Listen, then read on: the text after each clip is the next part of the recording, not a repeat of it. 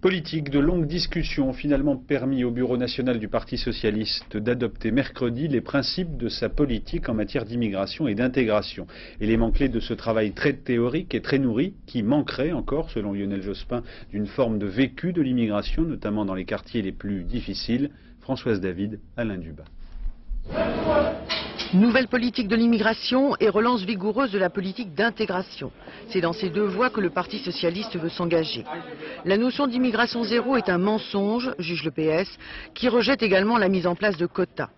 Il s'agit plutôt d'instituer un contrôle des flux migratoires en collaboration étroite avec les pays d'origine des immigrés, une sorte d'immigration négociée.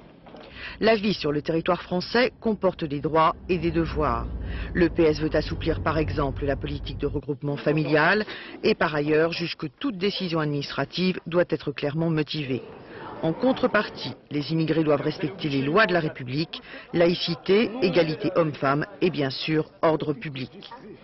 Certaines dispositions de la loi Pasqua-Miegnery de 1993 sont remises en cause.